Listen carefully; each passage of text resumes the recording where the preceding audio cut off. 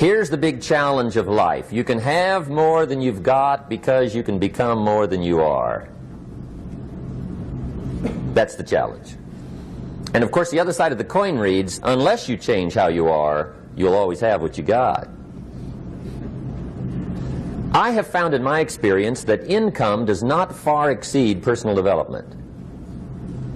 Now sometimes income takes a lucky jump, but sure enough, unless you grow out where it is, it'll usually come back where you are. Life has strange ways. If somebody hands you $1 million, best you become a millionaire quickly, so you get to keep the money. Otherwise, sure enough, it'll disappear. Somebody once said, if you took all the money in the world, divided it up equally among everybody, it would soon all be back in the same pockets. Incredible. Success is something you attract, not something you pursue. Success is looking for a good place to stay. So instead of going after it, you work on yourself. Personal development. See, the major question to ask on the job is not what are you getting. The major question to ask on the job is what are you becoming? See, the big question is not what am I getting paid here. The big question is what am I becoming here? Because true happiness is not contained in what you get. Happiness is contained in what you become. So that's our major subject for tonight, personal development. Of all the assignments Mr. Schoaf gave me at age 25, this was probably the most difficult. In fact, I'm still working on this one. I think it's an unending challenge to see what you can become. The next subject is called basic laws. And it's good to study the basics. And I call these basics primarily because they come from the Bible. Now, I'm not a theologian or a minister, and that'll be apparent. But Mr. Schoaf taught me that the Bible was a good textbook for ideas and stories and success equations, how to live the better life. I found out that was true. He also taught me that the Bible is as practical as it is spiritual, and I found out that's true. If you look at your bank account and your income and you're not happy, there are several places in the Bible to check to see what the heck's wrong so you can make the changes. And we're going to cover some of those tonight, called basics. Okay, the next subject is my favorite, setting goals. Mr. Schoaf taught me how to set goals. What a favor that was. One morning at breakfast, shortly after I met him, he said, Jim, let me see your current list of goals and let's go over them and talk about them. He said, maybe that's the best way I can help you get a better direction started. And I said, I don't have a list. He said, well, is it out in the car or home somewhere? I said, no, sir. I don't have a list anywhere. He said, well, young man, that's where we got to start. He said, I can tell you right now, if you don't have a list of your goals with you, he said, I can guess your bank balance within a few $100s. Which he did. And that got my attention. I said, you mean my bank balance would change if I had a list of goals? He said, drastically. That day I became a willing student how to set goals. And sure enough, learning how to set goals changed my life. And I often wondered why no one had ever taught me how to set goals up until age 25. I went to high school, but if they offered it, I missed it. I went to college for a year, never heard it. I worked for Sears. Really. And to my knowledge, Sears never taught it. Right? How to set goals. So here I am, age 25, married, my family's starting, I've been to college, I'm working, and I still don't know how to set goals. But fortunately, when I was 25, I met the man who taught me how, and it revolutionized my whole life. Economically, socially, personally, it's incredible. So I want to share with you tonight what Mr. Schoaf shared with me, how to set goals. It can be a life changer. Okay, the next subject is the negative part of the seminar. Life is part negative, so we got to talk about the negative. And this subject is called diseases of attitude. Diseases of attitude. There's a lot of things that can wreck your chances to do well. We live in a rather dangerous world, so you got to be not only wise, you got to be careful. Now, attitude diseases are just as bad as physical diseases, right? High blood pressure, heart trouble. I mean, a lot of things lace your chances to do well. So you've got to be careful. And attitude diseases are deadly. I mean, they'll destroy all the good things you start. Okay?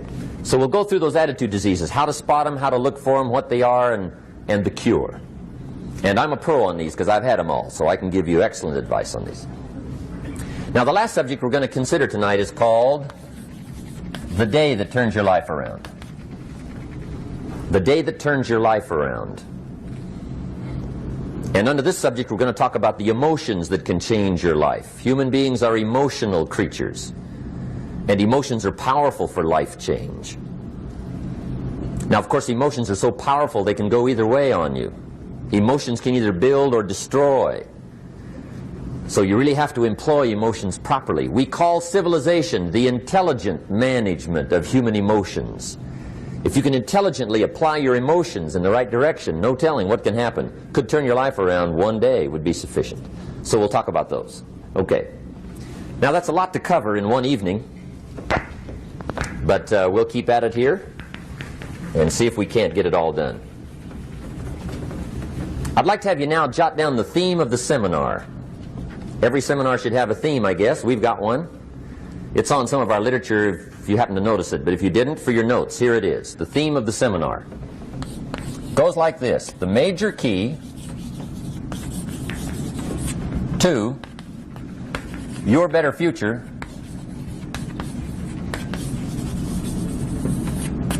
is you. That's the theme of our seminar tonight. The major key to your better future is you. And I'd like to have you underline two words just to give it some added punch. Underline the word major and the word you, so that it reads, the major key to your better future is you. Now, my first suggestion is transfer this to a card or something where you can put it up, where you can see it every day. Preferably put it up where you can see it at the beginning of the day, before you go off to put the day together. This is a good phrase just to glance at, to keep in mind as you're putting the day together. It's called the silent seminar. If you'll just let this talk to you during the day, I found it to be tremendously helpful. The major key to your better future is you. For a big share of my life now, I didn't have this one quite figured out. Among a lot of things I didn't have quite figured out. Many things used to puzzle me back in those early days. I used to wonder why two people could work for the same company, one make twice as much money. Now, see, that used to puzzle me. And maybe they were the same age, graduated from the same school, live in the same community, work for the same company, with the same products and the same services. They've got the same traffic, the same problems, and one makes $1,000 a month, the other one makes $2,000 a month. Now that was my puzzling question. Why would this long list be the same and the money twice as much? I asked, what's the difference between $1,000 a month and $2,000 a month? And I don't mean $1,000 a month, right? I could figure that out. But what makes the difference? Why would one person do twice as well, 3 times as well? Speaking economically. Now, I know there's more than one way to do well. I understand that. But in this little narrow area called compensation, what's the difference? Well, back then, with my faulty thinking, I'm trying to reason it out. I thought, well, maybe time makes some of the difference, right? Some people do better because they have more time. I used to say, Harold ought to be able to do well. He's got a lot of time. If I had all of Harold's time, I could do well. Now, that's got to be dumb, right? Number one, you can't get somebody else's time. A guy says to me one time, he says, you know, if I had some extra time, I could make some extra money. I said, then forget it. There isn't any extra time. Hey, when the clock strikes 12 midnight, that about wraps it up, right? I mean, you can look around the gongs there for a little more, but it's over. You say to the guy, what are you doing? He says, I'm looking for extra time. See, they'll come and take you away, right? There isn't any more time. Now, if you can't get more time, which you can't, what could you get more of that would make a difference in economic results? And here's the key word. Make it a part of your notes. We're going to consider it tonight. The word is value. And I have a little phrase for your notes. Value makes the difference in results. Value makes the difference. You can't get more time, but you can create more value. Now here's the first lesson of economics. Everybody should learn it from the time they're old enough to understand what a dollar means, how to earn one, how to get one, how to keep one, what to do with it. First lesson of economics. We primarily get paid for value. That's lesson one.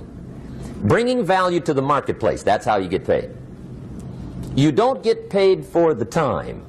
I know it takes time to bring value to the marketplace, but you get paid for the value, not the time.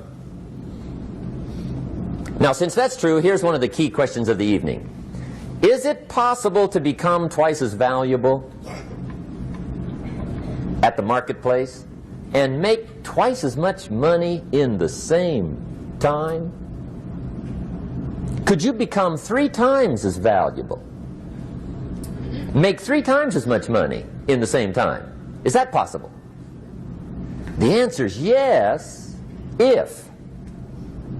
And it's always if, right? Life is known as the big if. Harry Truman once said, life is iffy. How true.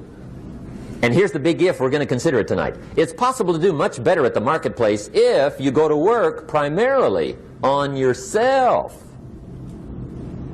And that's the theme of our seminar tonight. Learning to work primarily on yourself. People have asked me for the last 24 years, how do you develop an above-average income? And the answer is, become an above-average person.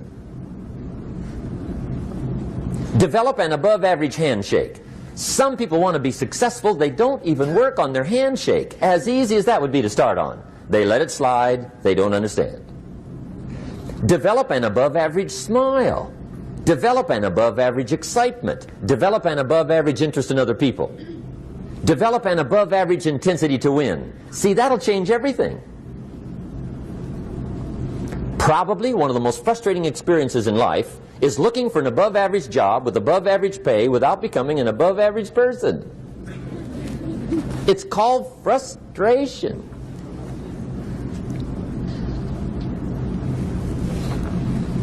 And Mr. Shoaff gave me probably the greatest clue he gave me when I first met him.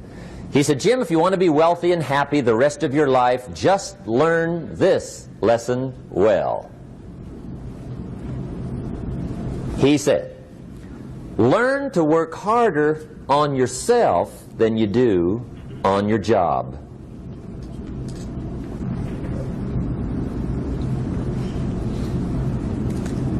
Then Mr. Shoaff gave me probably one of the most important clues among so many things he taught me, but this was in those early days. Mr. Shoaff was very kind, but he was also very abrupt. And he had these interesting questions to ask. I'm giving him a little rundown one day on how things hadn't worked out for me. He said, Mr. Rhon, I've got the answer for you if you will listen carefully. And listen carefully I did that day and for the next 5 years. If somebody's wealthy and happy, you gotta listen. He said, Jim, I've only known you a short time. But he said, it's already my honest opinion that for things to change for you, you got to change. That wasn't quite the answer I was looking for. But that's the answer he gave me, and I pass it along to you on this warm summer evening in Anaheim, California, 1981. For things to change for you, you've got to change. Otherwise, it isn't going to change.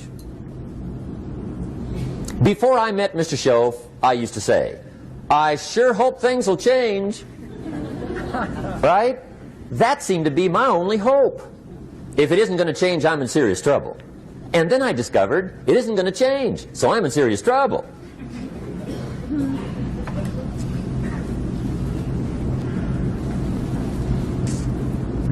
See, I can tell you what the 80s are going to be like. You have dropped into the right place. I did a seminar one time for Standard Oil executives and management in Honolulu. And we're having a conference one day on this big conference table. And one of them said to me, Mr. Rhon, you know some fairly important people halfway around the world. What do you think the 80s are going to be like? I said, gentlemen, I do know the right people. I can tell you. So they all listened very carefully.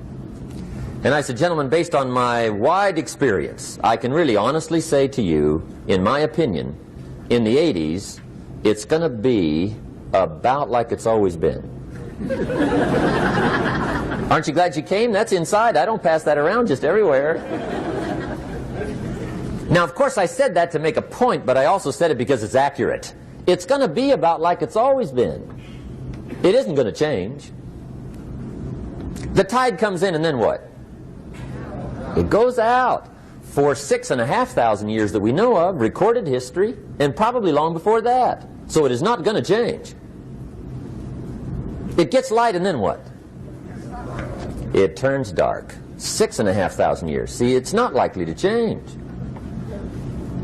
And we're not to be startled by that. And if the sun goes down, the guy says, what's happened, what's happened? It means he hasn't been here long, I guess, right? It always goes down about this time. The guy says, well, I don't like that arrangement. Well, you got to talk to somebody besides me, right? It gets light, then it turns dark. In rotation, the next season after fall is what? Winter. Pray tell, how often does winter follow fall? Every year regularly for the last 6,500 that we know of. See, it is not going to change. Now, some winters are long, and some are short, and some are hard, and some are easy, but they always come right after falls. It isn't going to change. Sometimes you can figure it out, sometimes there's no way to figure it out. Sometimes it goes well, sometimes it gets in a knot. Sometimes it sails along, sometimes it gets in reverse. See, that's not going to change. The last 6,000 years reads like this: opportunity mixed with difficulty. That's how it reads. It isn't going to change. The man says, well, if it isn't going to change, how will my life ever change? Answer, when you change. And whether I'm talking to high school kids or business executives, my message is always the same. And it goes like this: the only way it gets better for you is when you get better.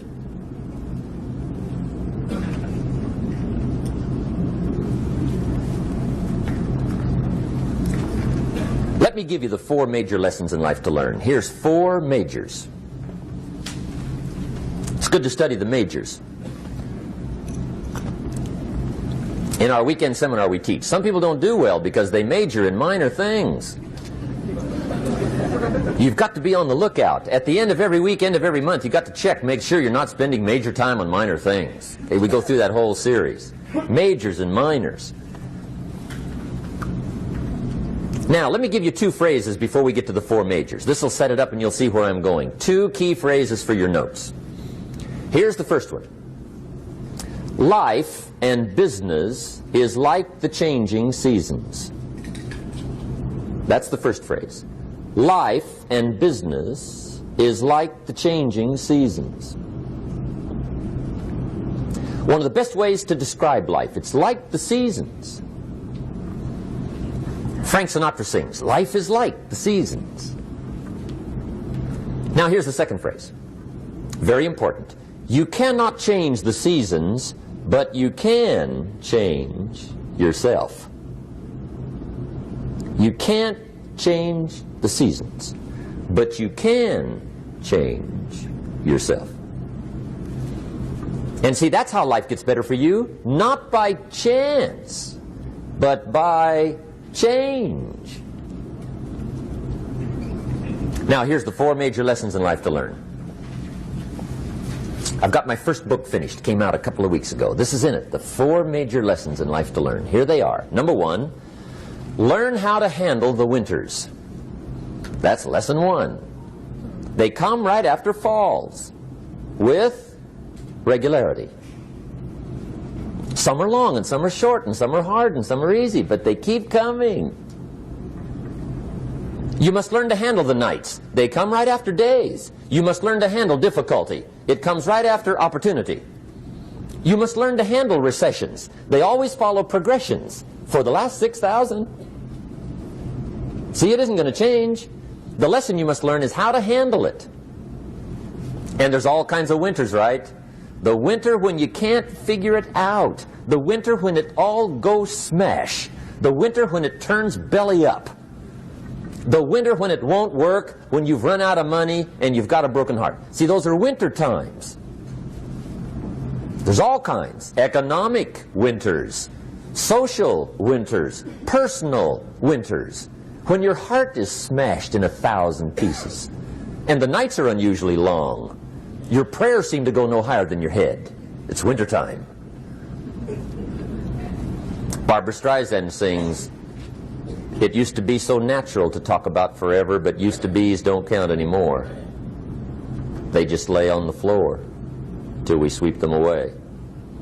You don't sing me love songs, and you don't say you need me, and you don't bring me flowers anymore." A song of winter. But see, the disappointments come. Those are normal. That's part of life. But the question is, how do you handle it? How do you handle the coming winters and the disappointments and the down times? Well, you can't get rid of January by tearing it off the calendar. But here's what you can do. You can get stronger, you can get wiser, and you can get better. The winters won't change, but you can. And that's how life changes for you. See, before I understood, when it was winter, I used to wish it was summer. I didn't understand. When it was hard, I used to wish it was easy. I didn't know. And then Mr. Schoaf gave me a part of his very unique philosophy when he said, "Don't wish it was easier, wish you were better." See, that triggered my whole life change. Don't wish for less problems. Wish for more skills. Don't wish for less challenge. Wish for more wisdom. That's the key. So that's lesson 1. Learn how to handle the winters. Here's lesson 2. Learn how to take advantage of the spring.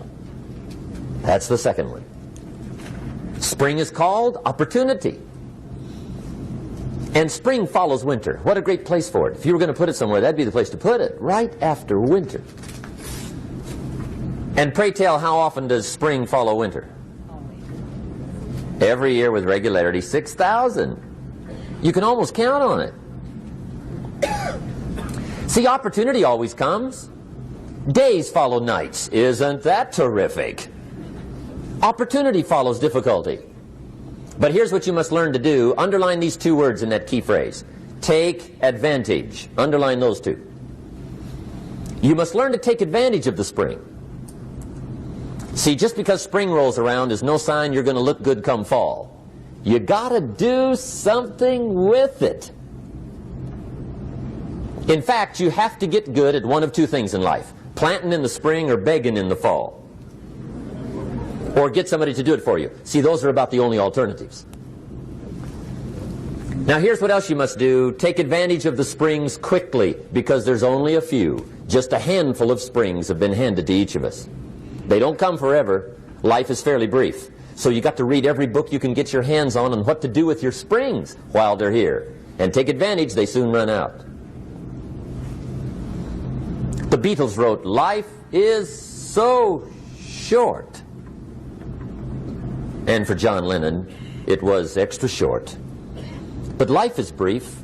Elton John sings, "She lived her life like a candle in the wind." It's brief. So whatever you're going to do with your life, you got to get at it. Don't just let the springs pass. Here's the 3rd major lesson in life to learn. Learn how to protect your crops all summer. You got to take care of what you start. Sure enough, as soon as you've planted your garden in the spring, the busy bugs and the noxious weeds are out to take it. And here's the next bit of truth. They will take it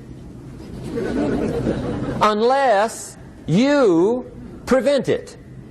And that's the 3rd major skill to learn. You've got to learn to prevent the intruder from taking all the good you start. It's one of the challenges.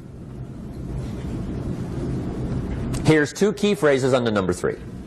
First one, all good will be attacked on this planet. Maybe not the next one we get to, but on this one, all good will be attacked.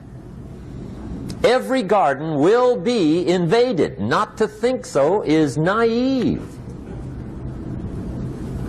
And here's the second phrase. All values must be defended. Political values, social values, community values, family values, marriage values, friendship values, business values. Every garden must be tended all summer. Third major lesson. Now here's number 4. Fourth major lesson in life to learn. Learn how to reap in the fall without complaint. Learn to reap come harvest time without complaint. Take full responsibility for what happens to you. It's one of the highest forms of human maturity, accepting full responsibility. It's the day you know you've passed from childhood to adulthood, the day you accept full responsibility. And another note, learn to reap in the fall without apology. Without apology if you do well, and without complaint if you don't. That's maturity. I used to have that long list of reasons why I wasn't doing well. To explain. You got to explain, right? Otherwise you're going to look bad. I used to have this funny list called Reasons for Not Looking Good.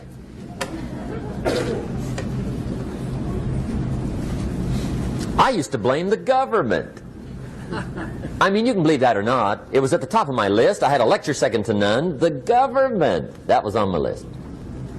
I used to blame taxes. Look what you got left after they take everything. And they expect you to do well. That was on my list there. Prices, that one's easy, right? You walk into the supermarket with $20, come out with a little half bag. So I had that on my list.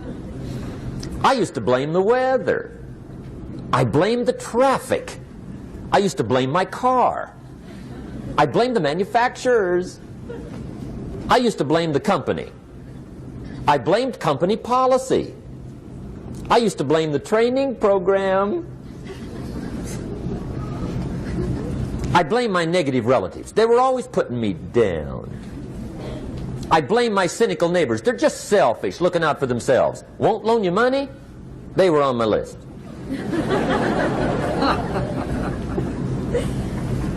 I used to blame the economy. I blamed the community. That's a pretty good list for not doing well, isn't it? I thought it was good. I'll never forget one day, Mr. Schoaf was very kind, but he was also very blunt. And this was no exception. And I'm glad he was blunt. There's a lot of things I'd have missed if he hadn't have been blunt. One day, with sort of a curious look on his face, he said, "Jim, just out of curiosity, tell me, how come you haven't done well up until now?" Excellent question. I thought, well, so I won't look too bad, I'll go through my list. And this list I just gave you, I put that on him. And he was very patient. He let me go through the whole thing, the government, the weather. I went through this whole thing. When I finished, he looked my list over very carefully. He said, "Mr. Rhon, big problem with your list. You ain't on it." How brilliant.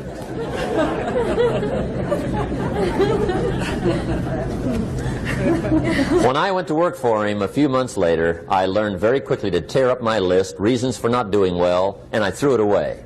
And I got me a fresh piece of paper. And I put one word on it. Me. There's a Black Heritage spiritual that says, "It's not my mother nor my father, nor my brother nor my sister, but it's me, O Lord, standing in the need of prayer." See, I used to blame everything outside. And then let me give you a little philosophy that helped turn my life around. For your notes, here it is. It's not what happens that determines the quality or the quantity of your life. It's not what happens. And the reason is because what happens to about everybody. No different. The sun went down on all of us last night. A common event, a happening. And I found out that the same things can happen to two different people. One gets rich and one stays poor. Why is that? It's because it's not what happens, but rather it's what you do that changes everything. So that's a key phrase. It's not what happens, it's what you do. What happens is about the same. You might put that in parentheses here. Same. What people do, that's what's different. Anything can happen, right? Everything can happen. I've heard all the stories. I've been one of the stories. Hey, we could all tell stories all night long, right? Happenings. Anything can happen. Have you heard of Murphy's Laws? Anybody here heard of Murphy's Laws? Okay, most of you have. Murph had these laws. One of them was, if anything can go wrong, it will. That's one of Murphy's Laws. He was not one of the great positive speakers of the day. But anyway, it's still true though, right? Anything can go wrong, everything can go wrong. For sure. I've fallen out of the sky so many times. Once to the tune of a couple of million. Devastating. Took me a while to survive that one. Now, it wasn't all that much, but it was all I had. Right? I mean, that's when it's much, right? When it's all you got. If you got 3, 2 go, you got 1 left, you ain't looking that bad. But when it all goes. Has anybody been there when it all went? Anybody? Come on, the rest of you liars. Go ahead. Hey, we've all been there, right? When it all went.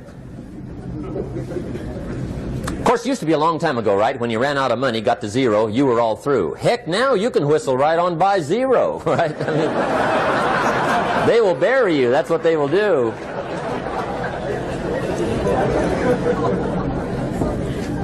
But see, those are the happenings, right? Everything can happen. Anything can happen. But it's not the happenings. It's what you do about it. Somebody says, yeah, but you don't understand the disappointments I've had. Come on. Everybody's had their share. Disappointments are not special gifts reserved for the poor. Everybody has them. The difference is what you do about them. It's not the weather. I used to blame the weather, and I discovered it rains on the rich. So see, that won't help. 2 men wake up one morning, there's a rainstorm on. One of them looks out his window, sees the rainstorm, and he says, wow, what a storm. With weather like this, they can't expect you to go out and make sales. He stays home. Same morning, the other guy looks out his window, sees the same storm, says, wow, what a storm. But he says, you know what, with weather like this, what a great day to go out and make sales. Most everybody will probably be home. Especially the salesman.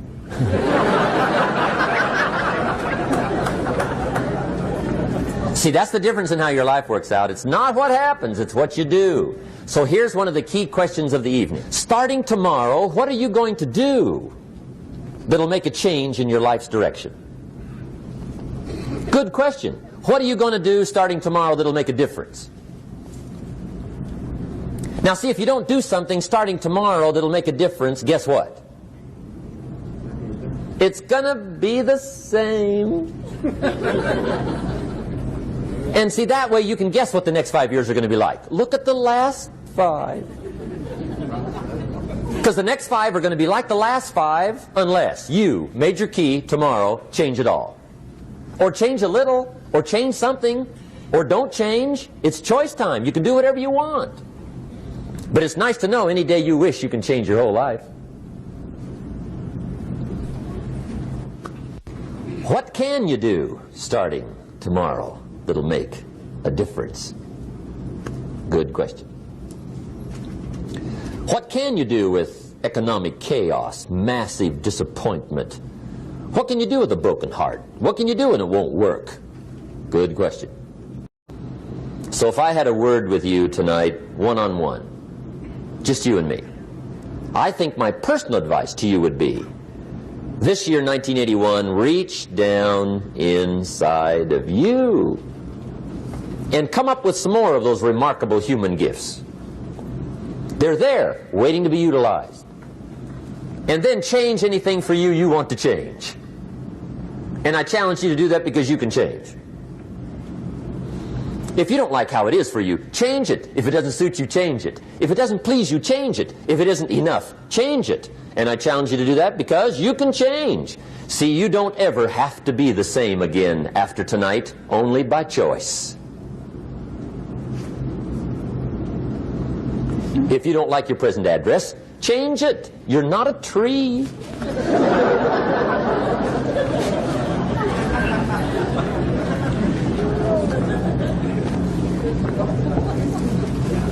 Now, let me give you 3 steps to personal development. Let's get down to the nitty-gritty.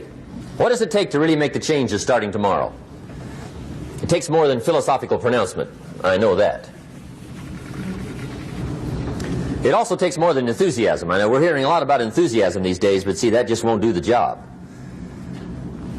We're still hearing the old cliches of the 30s, right? To be enthusiastic, you must act enthusiastic. But see, that's not going to help.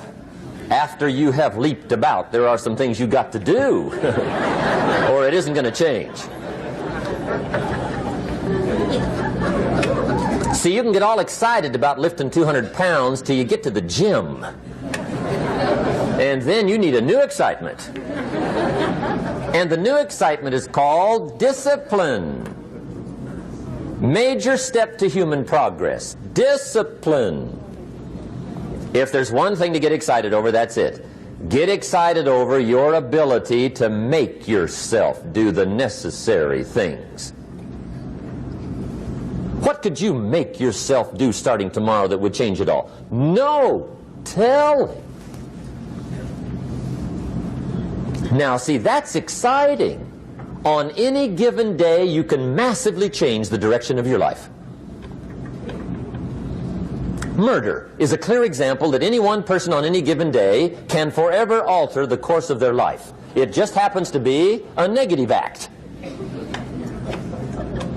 But just as sure as you can commit a negative act, you can also commit a positive act and forever alter your life, whenever you wish. Now that's exciting. And whatever that act might be that changes your life. The guy finally takes a shotgun to his car and blows out every window, destroys every tire, puts 100 rounds in this shabby old thing. And he says, I have driven this embarrassing thing for the last time. And not only will I never drive it again, nobody else will ever drive it again. And he lets that shuddering thing stand there for a while as a monument to the day he said, today my life changes. Now who can do that? Anybody. When can you do it? Whatever day you pick.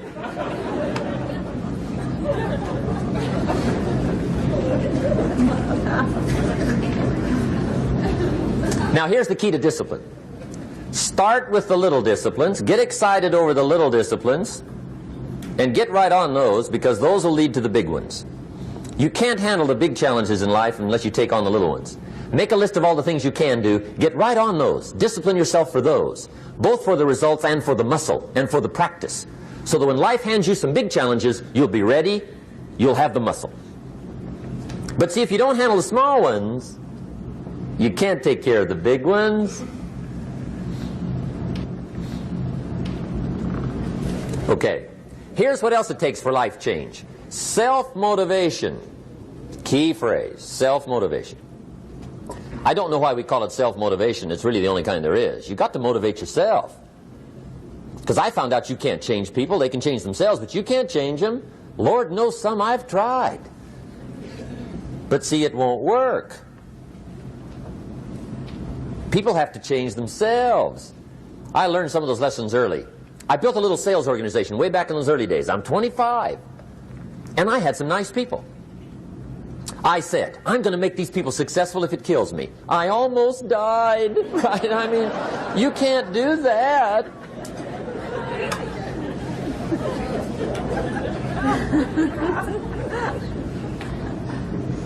See, I've discovered this. Good people are not trained, they're found. You find good people. You don't make them good, you find them good. Training really is for the purpose of finding good people. You don't need much instruction for a good person. Too much training probably means you got the wrong people.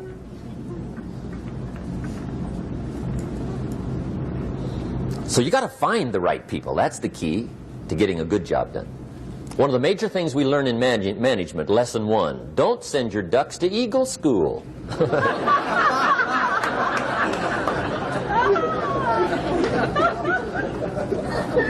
Because it won't help. I mean, I'm telling you, it won't help, no matter how good your school is. And the little eagle badge and little eagle hat, I'm telling you, it won't help. It won't help. You can tell whether your school's done any good, right, is when it's over, right? The duck goes for his first rabbit and makes him a friend. You say, no, no, no. Anyway, so it takes self-motivation to really alter your life.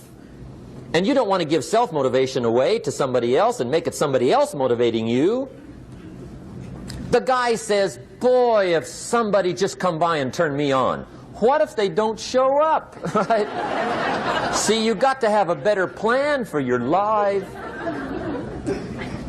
Okay. Now, if you're excited and you're ready to change, let me give you 3 steps to start life change that can change your life, your personality, your lifestyle, everything can change. Here's the steps. Number 1, find out how things work. The first key to doing better is find out. To change your life, really, you need ideas. There isn't anything an idea can't change. And Schoaf taught me the major problem is lack of an idea, not a problem. At first I didn't have any money. I said to Mr. Schoaf, I don't have any money. He said, that's not a problem. Now see, up until then I always thought it was. Right? I was confused. He said, no, no, the problem is lack of an idea on how to create money and wealth. It isn't lack of money, it's lack of ideas. So if you get the ideas, see, you can change anything. Now to get ideas, you need a constant study of finding out. Now, Schoaf also said, when you find out something that works, put the information in your journal. Don't use your head for a filing cabinet. Put it in your journal so that you can do the next best thing. Repetition, repetition, repetition. Go over it. And if you repeat it, go over it, sure enough, someday, some mysterious day, the idea takes root, starts to grow, and shows up in your bank account, and your dress, and your personality, and your lifestyle. But capture the ideas in your journal. Find out how things work. Schoaf gave me this word for my life change. He said, study. Great word. If you wish to be successful, study success. If you wish to be happy, study happiness. If you wish to be wealthy, study wealth. Don't leave it to chance. Make it a study. Some people just go through the day with their fingers crossed. See, that won't do it. You've got to study the things that can change your economic, social, spiritual, personal life. Now, here's a qualifying phrase. And we'll have several of these qualifying phrases throughout the seminar. Here's the first one. You may not be able to do all you find out. I understand that. You may not be able to do all you find out, but you should find out all you can do. See, you don't want to wind up at the end of your life and discover that you've lived only 1/10 of it. And the other 9/10 went down the drain. Not for lack of opportunity, for lack of information. So that's number 1, find out how things work. Now here's the best human virtue for finding out. Curiosity. Make a note of that. Curiosity. Be curious. You might add a word to it that'll help. Childish curiosity.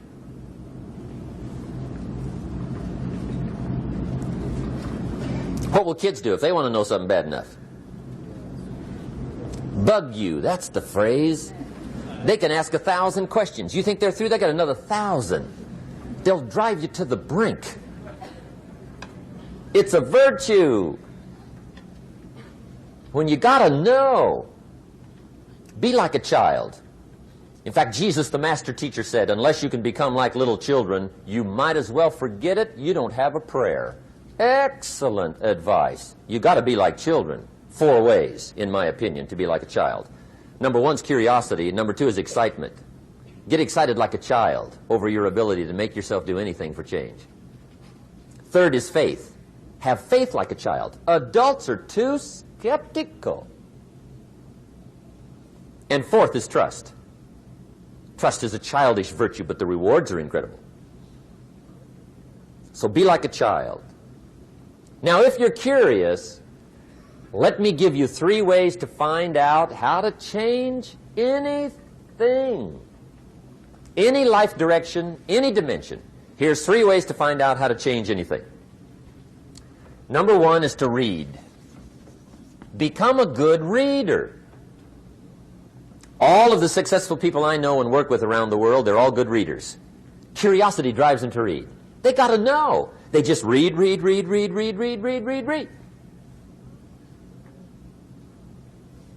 Become a good reader. Now, that's my opinion. Listen to the other lecturers, and listen to me, and make up your own mind. Don't be a follower. Be a student. Okay? I say, really, for life change, you got to read. One way to learn is from your own experiences, but another way to learn is from other people's experiences. See, one book might save you 5 years if you read it. Did you know there's books on how to be stronger, more decisive, be a speaker, be a leader, have a better effect on other people, develop your personality? Did you know there's books on that? And people don't read them? How would you explain that? And they can read? Did you know that hundreds of successful people have written their stories in books and they wrote down how they did it and people don't read it? How would you explain that? The guy's busy, I guess. You know, you get tied up. The guy says, well, yeah, you work where I work. By the time you struggle home, it's late. You got to eat a bite of supper, watch a little TV, get to bed. You can't sit up half the night reading. And the guy's behind on his car payment. Good worker, hard worker, sincere. But you got to be better than sincere and work hard. Otherwise, at the end of your life, you'll wind up cold, stony broke. You got to be better than a good worker. You got to be a good reader. The whole world is governed by laws. The universe, in fact. Laws. We call it the law of electricity. We call it the law of gravity. There's mathematical laws. There's physical laws. Speed and velocity laws. Agricultural laws. There's all kinds of laws. Now that we find ourselves on the spinning planet, you just have to learn what I call the setup. Learn the setup. Life's setup. Now, we didn't set it up, but we're here, so you got to learn it. And we should learn the setup for 2 basic reasons. Number 1, to keep from getting hurt. It's one of the major reasons for learning, so you won't get hurt. See, economically, socially, personally, you can get hurt just not knowing. Ignorance is not bliss. Ignorance is poverty. Ignorance is tragedy. You got to know, or you're going to get hurt. It's good to know not to walk out the 10-story window. That's excellent information. Now, what if a guy didn't know and he walks out? Now he's dead at the bottom. Somebody says, well, the poor guy didn't know. You got to know, or you're going to get hurt. Okay. Now, here's a parenthesis. You don't have to like the setup. I don't ask you to like how it is. That's not what's important. But it is important to learn how it is. Okay? So you don't have to like it, but you should learn it. That's what I tell the kids, right? Make sure you get the information. What you think about it, that's up to you. What you're going to do with it, that'll soon be up to you. But make sure you get it. See, there's nothing worse than being stupid. Nothing. I mean, being broke is bad, but being stupid is awful. And what's really bad is being broke and stupid, right? That's about the end of the world. I mean, there isn't anything much worse than that. Unless you're sick. Sick, broken, stupid. I mean, that is it, right? There's nowhere else to go. So make sure you get the information. It's key. You don't have to like it, but learn it. If this big monstrous thing lifts up in the sky, hangs there for a little while, cuts loose, comes crashing down, boom, shakes the ground for 5 miles. And then this big monstrous thing lifts back up in the sky, hangs there for a little while, cuts loose again, comes crashing down, boom, shakes the ground for 5 miles. It just keeps doing that, this big monstrous thing, lifting up and then crashing down, boom. Now, you might come along one day and say, that's got to be a stupid arrangement, which is okay. You're entitled to your opinion.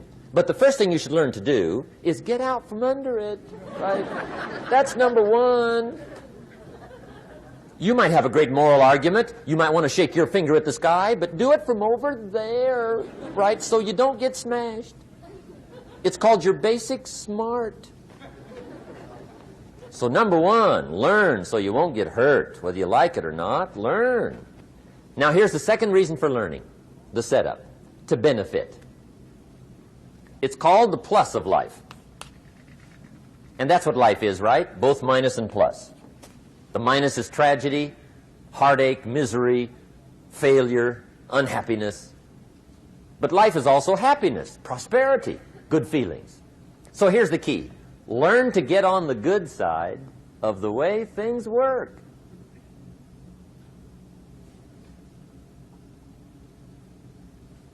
Now here's 2 of the basic laws, and we'll take our break.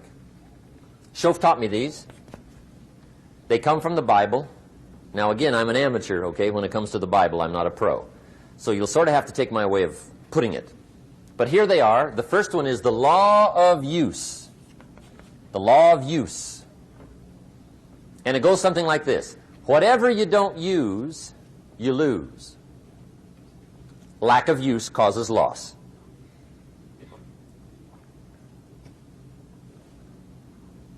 On this planet, maybe not the next one, but on this one, if you tie your arm to your body, leave it there long enough, you'll never use it again.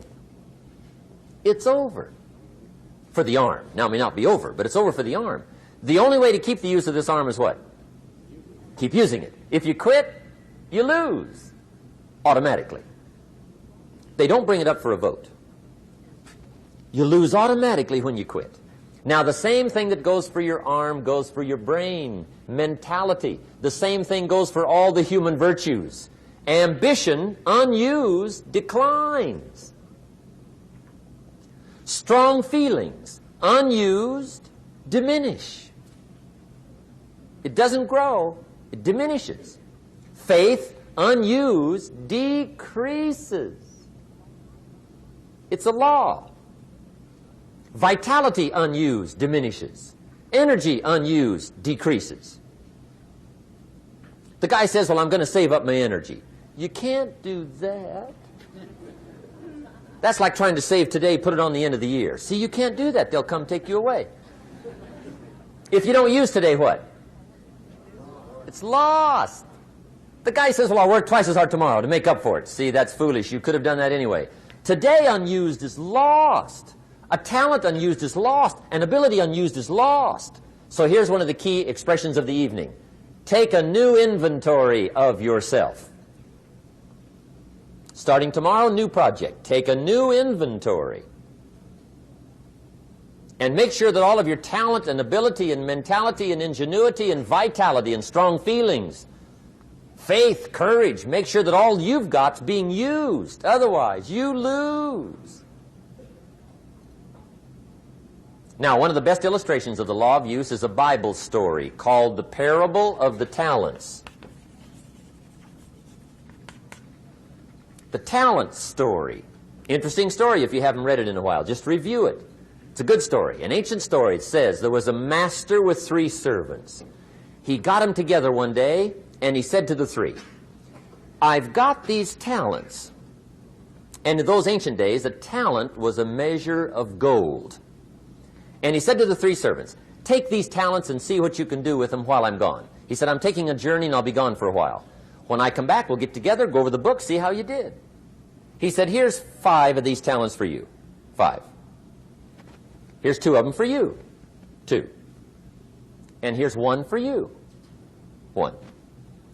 The master said, take those talents, see what you can do with them. When I come back, we'll get together, we'll go over it all. The servant said, okay, master takes off. According to the ancient story, the master comes back from his trip. When he gets back, he gets the 3 servants together, and as he said he would, he asks, how did it go with those talents? You were 5. What happened? That servant said, well, I took the 5 talents you gave me, and I put them to work. A little shaky at first, but he said things finally got rolling. And he said, I poured it on. And he said, my talents grew to 7, 8, 9, 10. He said, I doubled my talents from 5 to 10. Books will show. Master said, one heck of a job. Or something like that. He said, I gave you 2 talents. What happened? That servant said, about the same thing happened to me. I put those 2 talents to work, poured it on. They grew to 3 and then to 4. He said, I doubled my talents from 2 to 4. Books will show. Master said, well done. He said, I gave you 1 talent. What happened? That servant said, well, I took the talent you gave me, and I carefully wrapped it, and I dug a hole and buried it. And camouflaged it, I suppose, right, so nobody would steal it. And he said, fortunately, nobody got it. And he said, I knew you were going to be here today, so I dug it up. Here it is, safely wrapped. I did not lose it while you were gone. According to the ancient story, the master said, take that talent away from him and give it to the man that's got 10. Now you might say, well, I don't like that arrangement. The poor guy's only got 1 talent. He's already got 10. It ought to be more even. Remember, I didn't ask you to like it. But this one I would ask you to learn, because it simply means whatever you do not employ, you forfeit. It's a law. So learn well the law of use.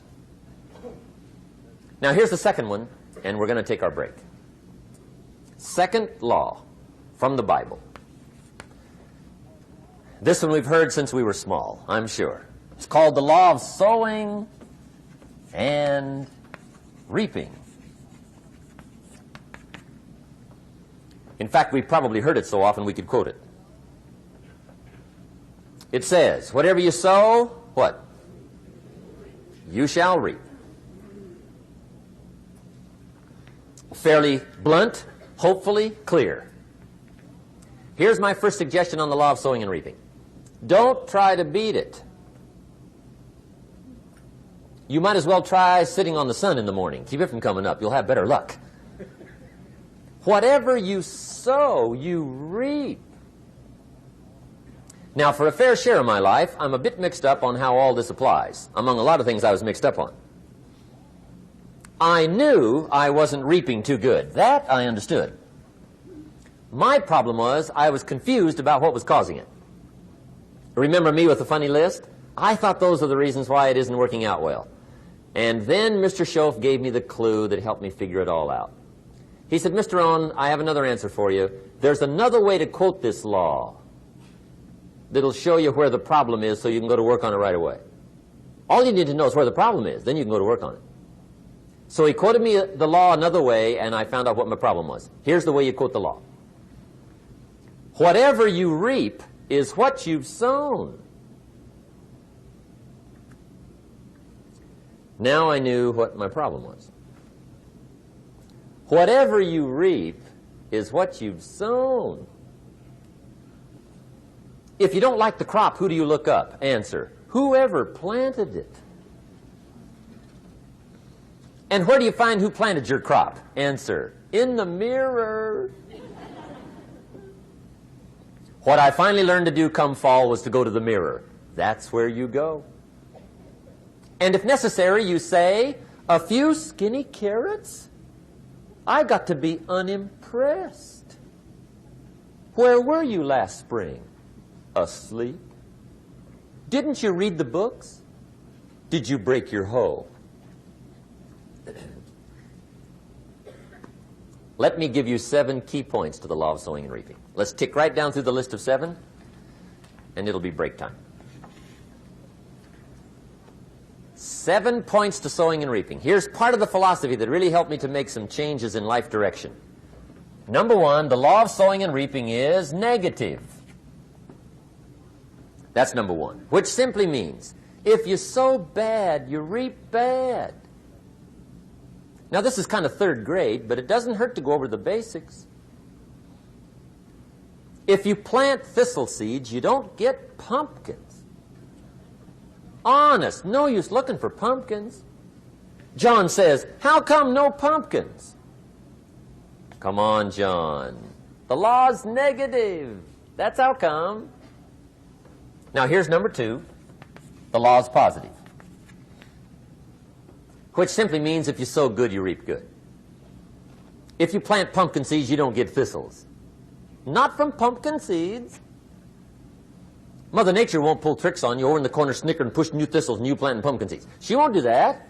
You will get pumpkins from pumpkin seeds, and the reason is because the law is positive. Now, here's number 3. I got excited when I found out the full dimension of this. See, you do not reap what you sow, but rather you always reap much more than what you sow. So the 3rd key word is more. You don't get back what you put out. You get back much more than what you put out. And it works both positive and negative. On the negative side, it said, if you sow to the wind, you reap the whirlwind. So you've got to get ready for that, or you will be naive. See, anybody can, whether you will or not. See, that's the question. And here's a good question to ask. We are all buying somebody's plan. The question is, whose? Who's got you talked into doing what you're doing? Who's got you talked into your present plan? See, 10 years from now, you will surely arrive. The question is, where? But see, anybody, if you want to, can go searching for a good plan, pick it, and start working it. And sure enough, as the time passes, as it surely will 5 years from now, 10 years from now, then you'll be winding up wearing what you want to wear, driving what you want to drive, living where you want to live, become what you want to become. But now's the time to fix the next 10 years. And who can? Anybody. Here's number 6. The 6th key to sowing and reaping. This is leveling with you now, as we promised to do. There's one thing better than the truth, and that's the whole truth. And here's part of the whole truth of the law of sowing and reaping. Number 6 is, you could lose. There are times when you just lose, no matter what you do. It's that kind of planet. You reap what you sow. Yes, but... what does that mean? Yes, but... well, the farmer plants his crop in the spring, takes care of it all summer, loves his family, works 10, 12 hours a day, 6, 7 days a week, is an honorable man. Come fall, he's got a beautiful crop, and he deserves every bit of it. But the day before he sends the combines into the field, a hailstorm comes along and beats it all in the ground, which means you lose. Somebody says, well, what did he do wrong? Answer, nothing. It's just that kind of planet. Sometimes it's going to hail on your crop and rain on your parade, so you got to get ready for that or you will be naive. That's just part of the life arrangement. And don't press me why. I was not in on some of the original decisions here, so I don't know how it got set up. But there's just times, sometimes you lose. That's part of life. But now here's number 7. The 7th key to sowing and reaping. And it goes like this. It's just another way to quote the same law. And it goes like this. If you don't sow, that's just another way to quote the law. If you don't sow, what? You don't reap. You don't even have a chance. So if you looked at your game plan tomorrow, you might come to the quick conclusion, I got to get some sowing going. How true. Get you some sowing going. And remember, you've got plenty of time. You've got all the time there is. Some people spend enough TV time to make a fortune. The latest article on television watching in this country, according to the latest article, the average television is on in this country in every household 7 hours a day, called the Big 7. I asked a guy one time what his TV cost. He said about $450. I said, you forgot to look at the price tag. He said, what do you mean? I knew he was a TV watcher. I said, that television costs you, in my opinion, at least $12,000 a year. To watch it, not to own it. Owning it's cheap. Watching it is what's expensive. And I said, hey, $12,000 a year is too much to pay to watch TV. That's too much. Pay a little, but not $12,000. And he's the guy that said, I hope pay TV never comes.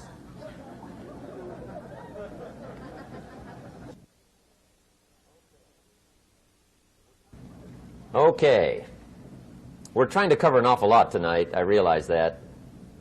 But my time schedule is such that we just have to sort of give it all to you and let you sort the rest out. I wish we had plenty of time for questions and answers and that whole thing, but our time is just limited. But we are trying to go through an awful lot, I realize that. But looks like everybody's getting it. This is about the note-takingest crowd I've seen in a long time. Incredible. Does anybody have 5 pages yet? Anybody? Oh, fantastic. Incredible. Okay.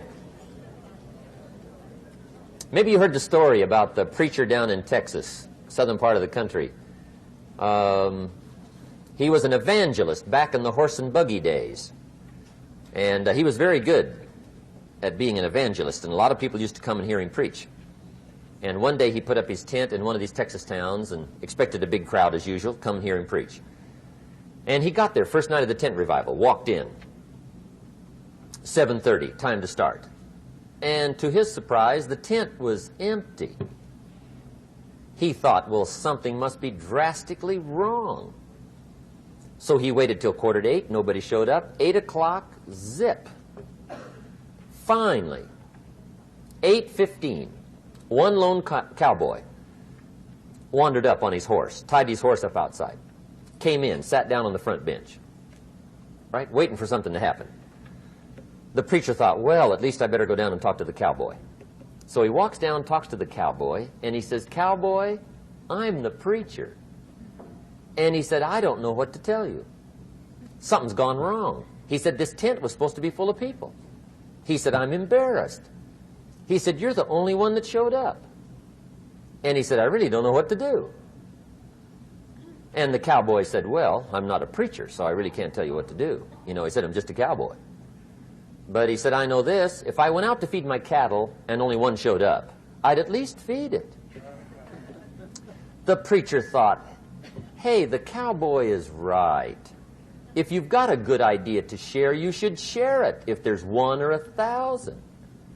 So he got kind of inspired by this conversation, and he jumped up on the platform and started to preach, as if the tent was full of people, just exploded. And he went for an hour and 15 minutes, just kept rolling. Finally, he quit. And when he finished, he came down off the platform, talked to the cowboy again. Says, well, cowboy, what did you think of my sermon? And the cowboy said, well, I'm not a preacher, so I really can't tell. You know, he said, I'm just a cowboy. But he said, I know this. If I went out to feed my cattle and only one showed up, I'd feed it, but I wouldn't dump the whole load on it.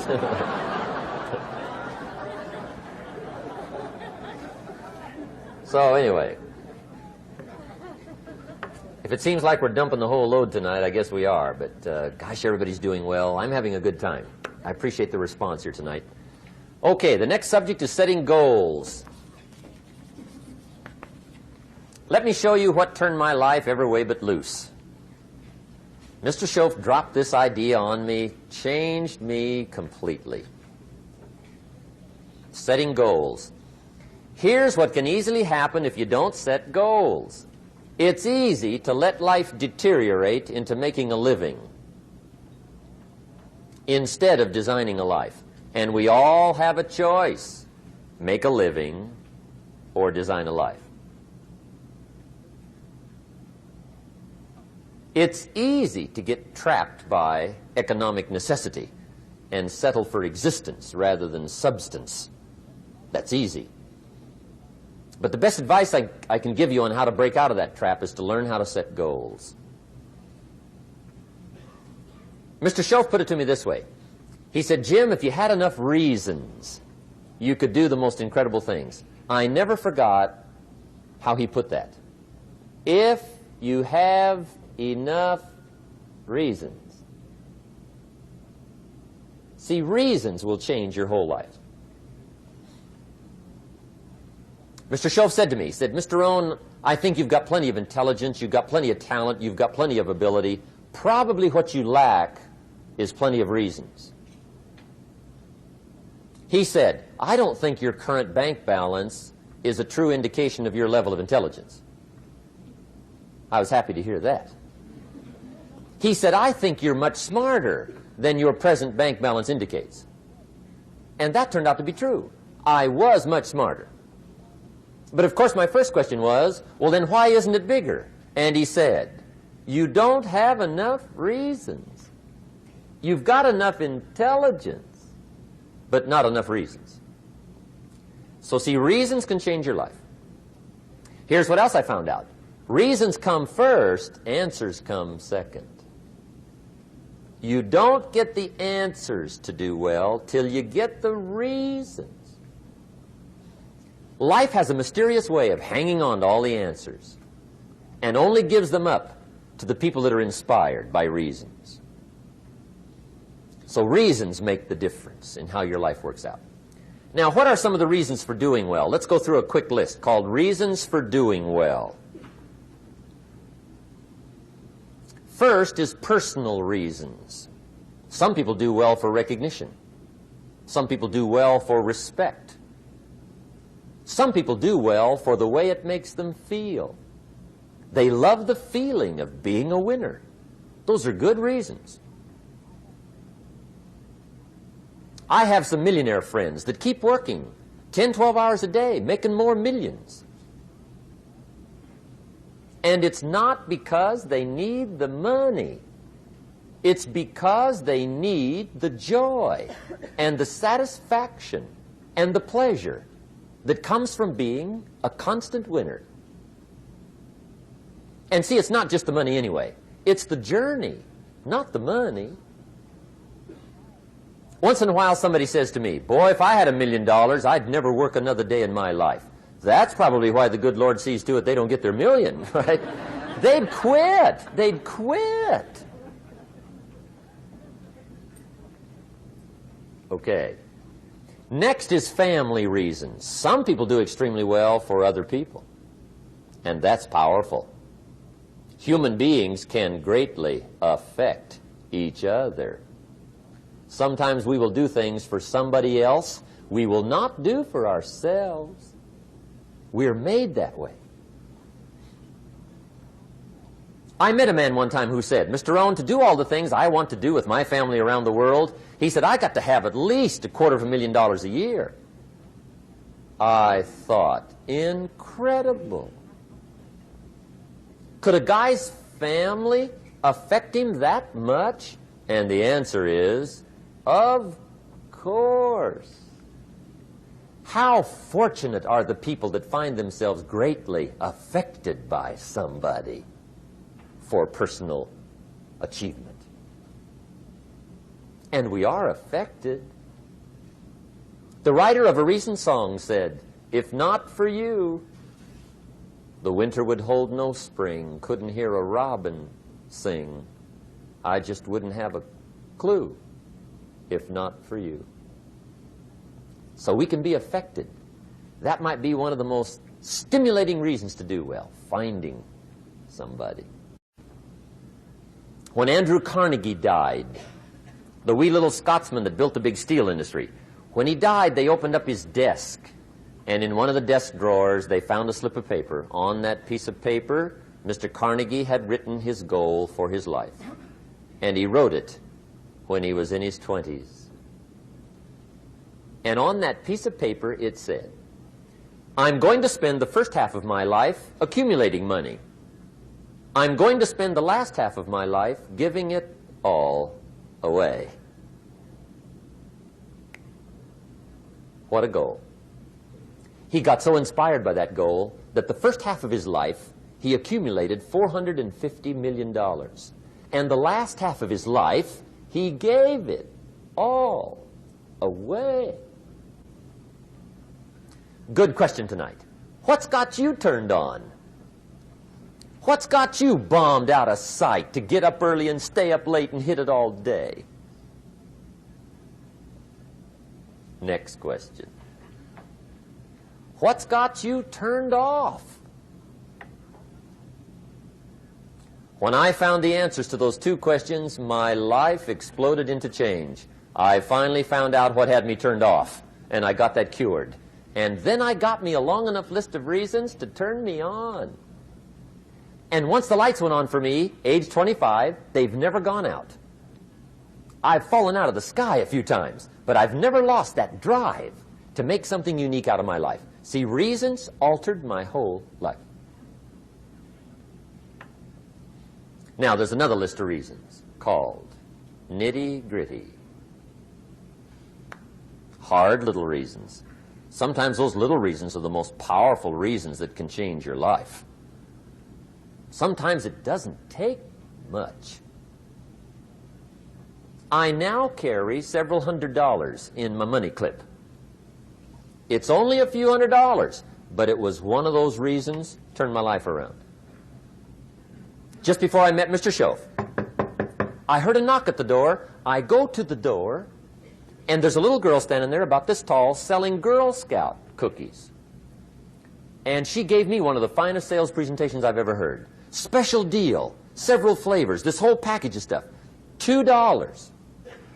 And with a big smile, she very politely asked me to buy. And I wanted to. Big problem. I'm broke. I don't have $2. And to this day, I can remember the pain and the embarrassment. I'm a father. I'm a husband. I've been to college. I'm working. I'm 25. I don't have $2. And I didn't want to tell her that for some reason. So I did what I thought was next best. I lied to her. I said, "Hey, look, I've already bought lots of Girl Scout cookies. I've still got plenty stacked in the house," which was not true. But it seemed to get me off the hook for the moment. She said, "Well, gosh, that's wonderful. Thank you very much." And she went away. When she left, I closed the door, and that was the day I said to myself, I don't want to live like this anymore. I've had it with lying, and I've had it with being broke. I'm never going to let this happen to me ever again. I promised that day I would work as hard as possible and would always carry plenty. It took me a little while, but now I do. It was one of those reasons. And I guess I carry plenty for two reasons. One is the way it makes me feel, but also in case I bump into another Girl Scout selling cookies. Right? I'm ready.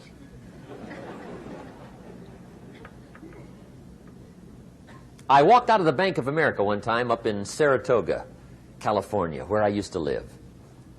Two little girls selling candy right outside the bank. Good place. Some girls' organization they're working for, right? I come walking out of the bank. This first little girl walks up to me. She said, "Mister, would you like to buy some candy?" I said, "I probably would." "What kind is it?" She said, "It's almond roca." I said, "My gosh, that's my favorite." She said, "Wonderful." I said, "How much is it?" She said, "It's just $2. I thought, incredible. I said, "How many boxes of that candy have you got?" She said, 5. And her little friend was standing there. She was selling candy too. I said, "How many boxes have you got?" She said, "I've got 4. I said, "That's 9. I'll take them all." They said, "Really?" I said, "Yeah, it's my favorite. I've got some friends. I'll pass them around." They got so excited, put all this candy together. I reached in my pocket and gave them the $18. When I've got the candy and they've got the money, that first little girl looks up at me. She says, "Mister, you are really something." How about that? Can you imagine only spending $18 and have somebody look at you in the face and say, "You are really something"? Now you know why I carry heavy, right?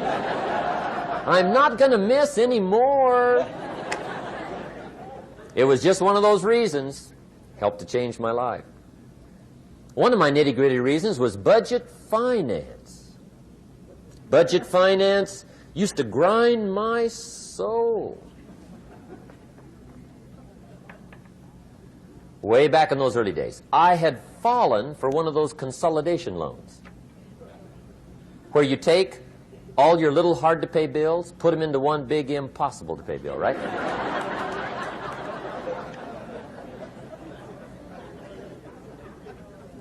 I would get 4 or 5 payments behind. This one guy used to call me day and night. I don't think they're allowed to do that anymore. Harassed me. Threatened to run me in front of the judge. Threatened to ruin my credit. Threatened to embarrass my family. One day he said, "We're going to come get your car, drag it rear end up down the street in front of your neighbors." The guy even called me a flake. And back in those days, I'm broke, I'm pitiful, there's nothing I can do about it. But I never forgot how the guy treated me. And when I met Mr. Schoaf and I got my life straightened out and the money started to flow, that was one of my first projects, budget finance. I poured it on day and night. I finally put all the money together I owed him, which was considerable. I picked a day for the payoff. And when the payoff day came, I put the money in small bills in a big briefcase. And I walked into the budget finance office on Wilshire Boulevard in Los Angeles. The guy who harassed me so often, his desk was about 3 back. I walked right up to his desk, startled him. He wondered what I was doing there. It was the first time I'd been there since I'd borrowed the money, right? Without saying a word, I opened up this briefcase, dumped this pile of money all over his desk. I said, "Count it. It's all there. I will never be back." And I turned around and stormed out. Now, that might not be noble, but if you haven't tried it, you've got to one time.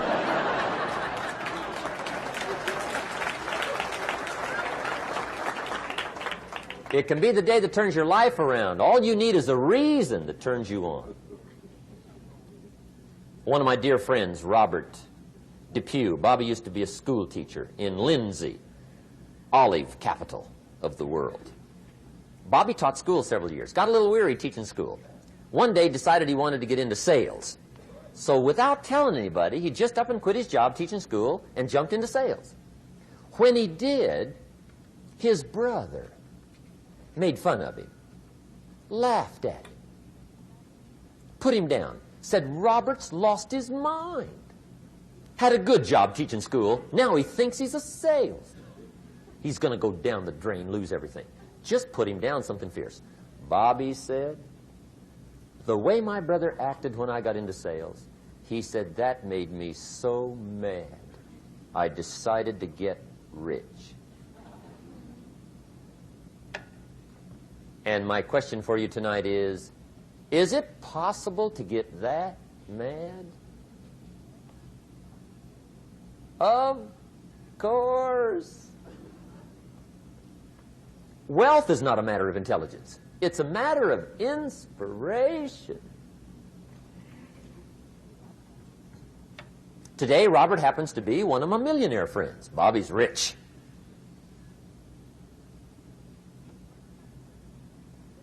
Frank Sinatra said one time, the best revenge is massive success.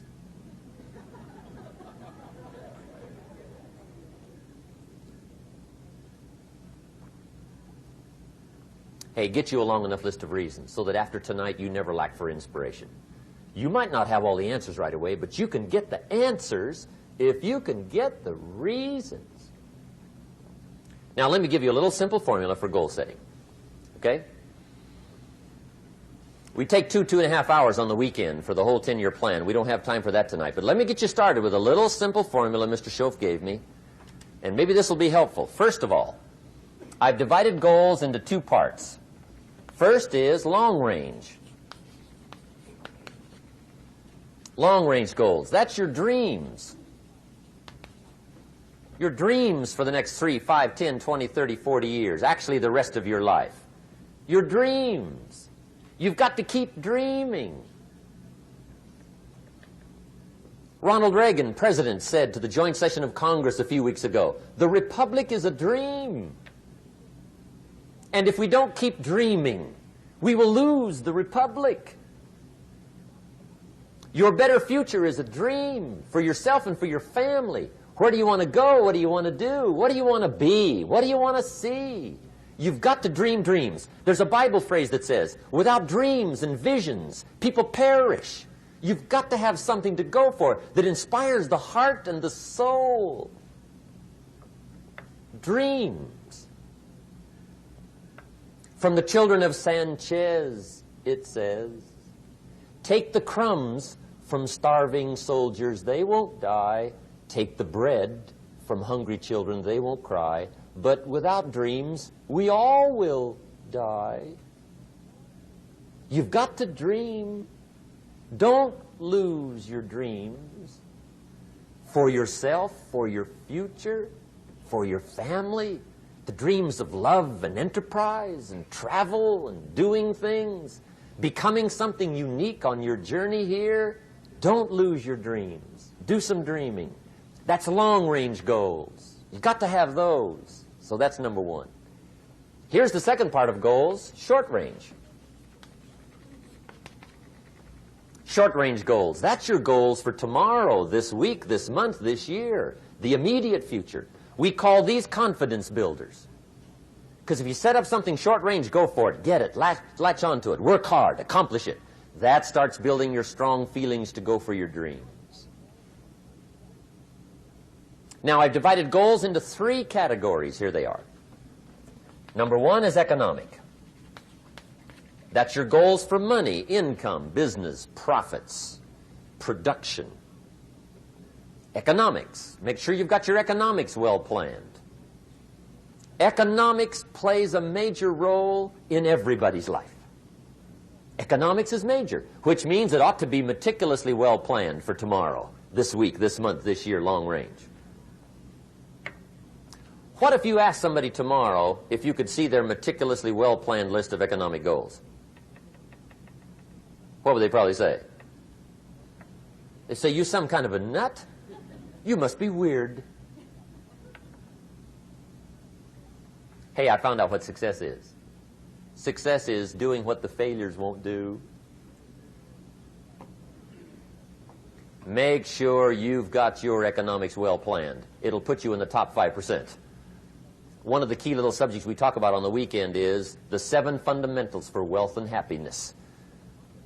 And that's one of them, well-planned economics. It's a fundamental if you want to do well. Join the top 5%. Anybody in this room can join the top 5%, if you will.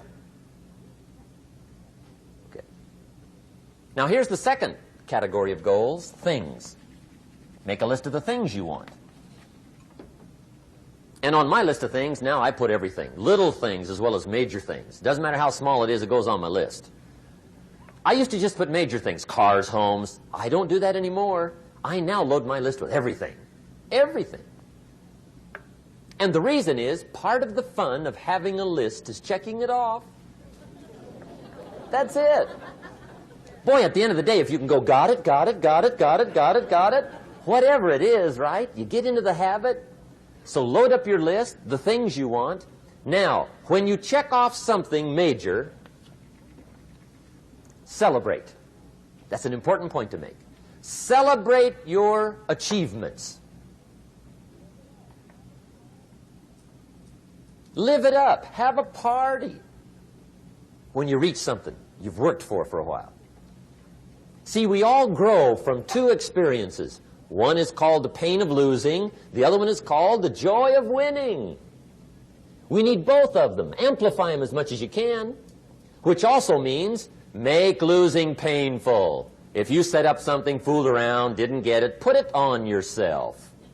On the other side, if you did get it, congratulate yourself. Self-congratulations is a sign of maturity. Seeking congratulations is a sign of immaturity. But hey, winning and losing, see, that's what it's all about. That's the name of the game. Now, some people lead such mediocre lives, at the end of the day, they don't know whether they're winning or losing. They got no clue. Guy's just going through the day with his fingers crossed. There's a better way. Okay, here's the third category of goals, personal development. Put those goals together. Personal development goals. That's your goals to be stronger, more decisive, be a speaker, be a leader, learn a language, all kinds of skills. Okay? The whole weekend seminar was designed to improve all your skills so that you walk away more skillful. And that's what you want, the personal development skills. That's what attracts, that's what brings good things to your life, the person you become more skillful. Now, this is quite a package to work on. Economics, things, personal development. For tomorrow, this week, this month, this year, long range. Okay? That'll get you started. Now, here's the simple formula for setting goals. It goes like this. A, work on your goals. That's step 1. Work on them. And I put the word work there deliberately. Setting goals is plain hard work. I don't want to kid you. We haven't come here tonight to kid each other. It's work. I know it's work. That's why a lot of people just let it slide. It's work. Many people work hard on their job, but they don't work hard on their future. They just let that slide. And the work involved is making plans. I know most people don't. I understand that. But don't let that be you. Guy says, well, yeah, you work where I work. By the time you struggle home, it's late. You've got to eat a bite of supper, watch a little TV, get to bed. You can't sit up half the night. Plan, plan, plan. And the guy's behind. Good worker, hard worker, sincere. But you've got to be better than sincere, working hard. You've got to be better than a good worker. You've got to be a good planner. Somebody once wisely said, the people who fail to plan are planning to fail. Well said. So work on your goals. Here's step 2. Write your goals down. That's so important. I teach my staff around the world, put your goals in your journal. Because one of the major people you want to study is yourself. Say, here's the list of goals I put together 3 weeks ago. Here's the list of goals I put together 2 years ago. Here's some of the changes I made, rearrangement of my priorities. I scratched these off. I put these on. I've gotten these. Study your accomplishments. Study what your desires are. Put them on paper. Write them down. Here's another reason for writing your goals down. It shows you're serious about doing better. And to do better, you got to get serious. You don't have to be grim, but you must be serious. Everybody hopes things will get better. Everybody hopes. Poor people hope. That ought to tell you something. It means the future does not get better by hope. It gets better by plan. I used to have the affliction called passive hope. It's an affliction. It's bad. Probably what's even worse than that is happy hope. Now that is really bad. That's bad. Happy hope. The guy's 50 and he's broke and he's still smiling. See, that's not good. So get serious about your goals. Put them on paper. Write them down. There's all kinds. His goals, her goals, their goals. Business goals, financial independence goals, family goals. I mean, there's so many things to work on this that if you don't get busy and work on it, sure enough, the time will pass. And sure enough, 5 years from now, you'll wind up where you don't want to be, wearing what you don't want to wear, driving what you don't want to drive, being what you don't want to be. Now's the time to fix it. Now, here's the third step to your goals. Check the size of your goals and the kinds of goals. How big they are, what kind they are, affects you. And here's one of the important phrases of the evening. Your goals are affecting you, whatever they are. Your goals affect your handshake. Your goals affect your attitude, personality. Your goals affect the way you walk, the way you talk, the way you dress. All day long, we're being affected by our goals. Now, some people have goals, but they have such lousy goals. The effect is bad. I asked a guy one time, what are your goals for this month? The guy said, look, if I could just scrape up enough money to pay these lousy bills. That was his goal. I'm not saying it isn't the goal. It's a goal, but it's such a lousy goal, the effect is bad. You don't jump out of bed on Monday morning and say, oh boy, another chance to go out and scrape up the money to pay my lousy bills. See, you don't do that. Usually you say, oh, not another Monday.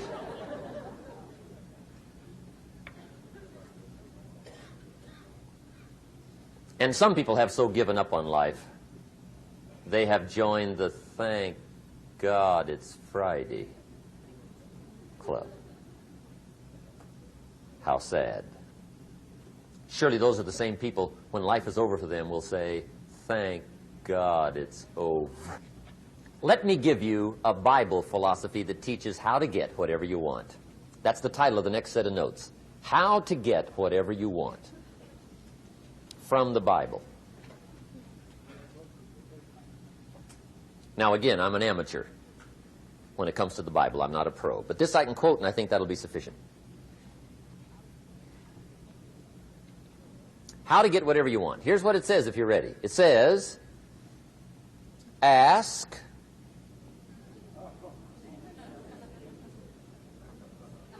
That's it. End of notes. Ask.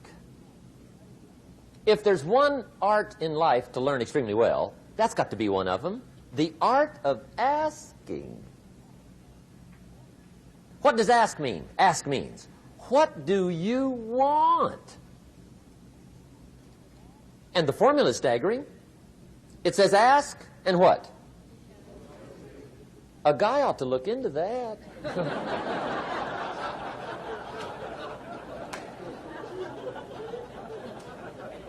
He says, yeah, but you work where I work by the time you struggle home. It's late. You got to eat a bite of supper, watch a little TV, get to bed.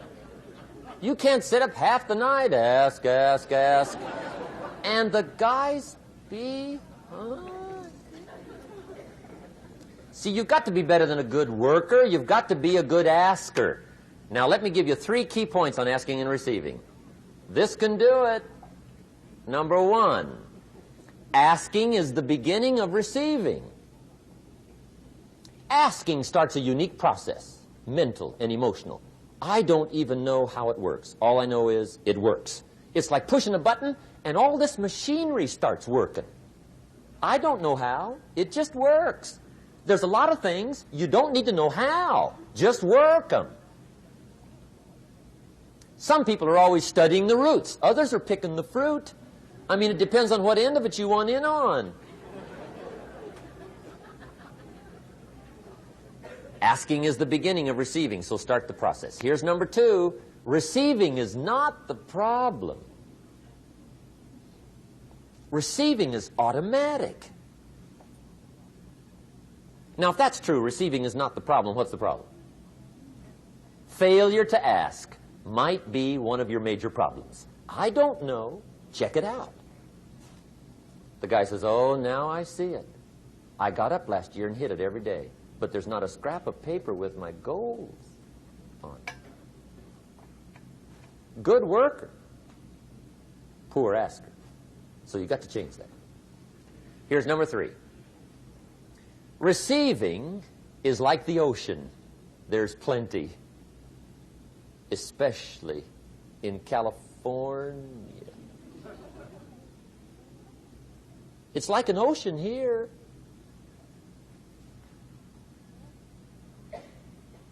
Success is not in short supply. It isn't rationed, and you stepped up to the window and it was all gone. No, no, no. It's like an ocean here. Now, if that's true, what's the problem? Well, some people go to the ocean with a teaspoon. Have you got the picture? See, what you want to do in view of the size of the ocean is trade your teaspoon for at least a bucket, and you'll look better down at the ocean. Kids won't make fun of you, right? Okay. Now, there's 2 ways to ask, and we'll wrap up goal setting. 2 ways. Here's number 1. Ask with intelligence. It didn't say ask intelligently, but I'm sure it meant that. Don't mumble. You don't get anything by mumbling. Be clear. Be specific. Intelligent asking means how wide, how high, how soon, when, what size, what color, how much. Define what you want and describe what you want. That's powerful. In the weekend seminar we teach, goals become like a magnet. They pull you that direction. And the better you describe them, the more they pull. So ask intelligently. Here's number 2. Ask with faith. That's the childish part of the equation. Believe you can get what you want like a child. Not an adult. Adults are too skeptical. So the formula really reads, make plans like an adult and believe in them like a child. And the most incredible things will happen. Just try it for 90 days. Just try it. You can always go back to the old ways. Just try it. Just 90 days, 90 days. Now, here's the last qualifying phrase on goal setting, as we promised to qualify everything. And it simply goes like this. Remember, you won't get everything you want. And we've already studied the reason for that. Simply, sometimes it hails on your crop and rains on your parade. It's that kind of planet. So you won't get everything you want, but if you will work this goal-setting formula, you can get plenty for wealth and happiness. Okay. That's goal setting. We use it around the world. We recommend it. Now, maybe it won't work as well for you as it has for me. I don't know. Maybe not. But what if it did? You got to try. Okay. Here's the last subject, the day that turns your life around. Let me just quickly give you a list of 4 emotions that can change your life in one day. Emotions are powerful. Sometimes it doesn't take much to alter your whole life direction.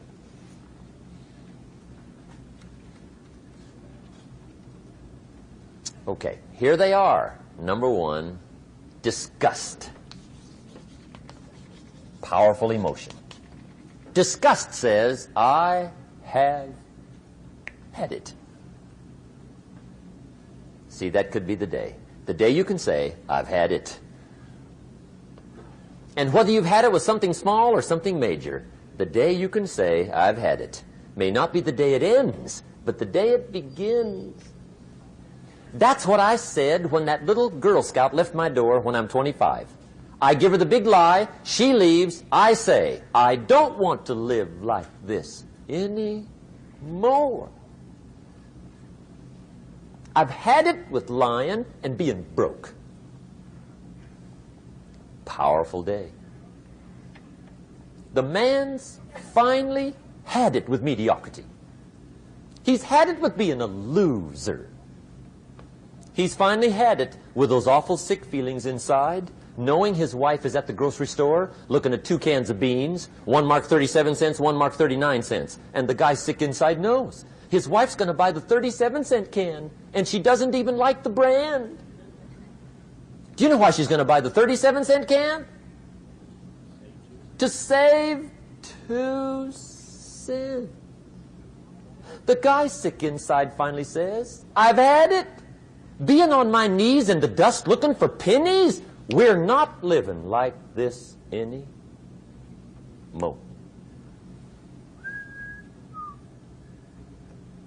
Could be the day that turns your life around.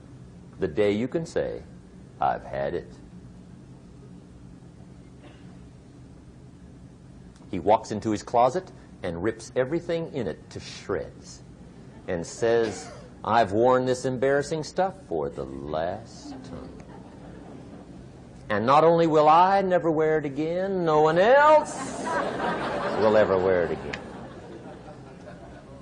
Commit an act that says, I've had it. Powerful. Here's the next one. Decision. And decision-making is powerful. And it's emotional. That's those knots in the pit of your stomach, right? Waking up in the middle of the night in a cold sweat, trying to decide. We sometimes call it inner civil war. What shall I do? Well, for progress, you must decide. The best advice I can give you came from a wealthy friend of mine who said, if it's easy, do it easy. If it's hard, do it hard. Just get it done. If you went home tonight and in the next few days cleaned up a whole list of decisions, that might furnish enough inspiration for the next 10 years. I found this out many times after you've decided. Getting on with it is easier than deciding. Sometimes decision is the toughest part. Here's the next emotion, desire, wanting to bad enough. And I don't know how to tell you to want to. That's something you've got to come up with. There's 2 things I know about desire. Number 1, it comes from inside, not outside. You don't send off for it. Number 2, I know desire can be triggered by something. Who knows what it might be? Sometimes desire waits and sleeps for something to happen. Maybe it's a book, maybe it's a song, maybe it's a sermon, maybe it's a lecture, a seminar, maybe it's the conversation of a friend, a happening, an event. Who knows? The best advice I can give you is what I give my staff. It goes like this: welcome every human experience. You never know which one is going to turn it all on. even the bad experiences. Sometimes from the bitterest experience comes the greatest awakening. So let down the barriers, take down the walls. The same wall that keeps out disappointment keeps out happiness. Let life touch you. Don't let it kill you, but let it touch you. Here's the last one. This one's powerful. Resolve. Resolve says, I will. Two of the most powerful words in the language. I will. Benjamin Disraeli once said, nothing can resist a human will that will stake even its existence on the extent of its purpose. Shortly put, I'll do it or die. See, that's powerful. That could be the day that turns your life around. The world has a strange way of stepping aside when somebody says, I'll do it or die. The man says, I will climb the mountain. They've told me it's too high, it's too far, it's too rocky, it's too difficult, it's never been done before, but it's my mountain, I will climb it. Pretty soon you'll see me waving from the top. Or dead on the side, because I ain't coming back.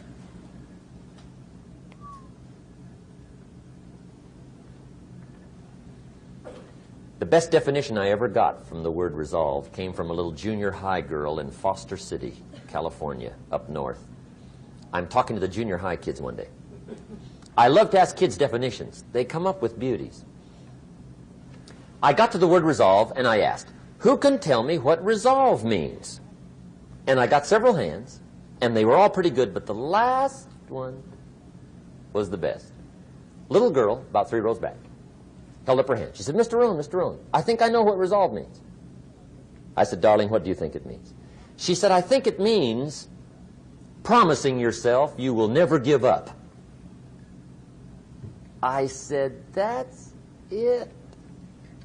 Webster, stand aside.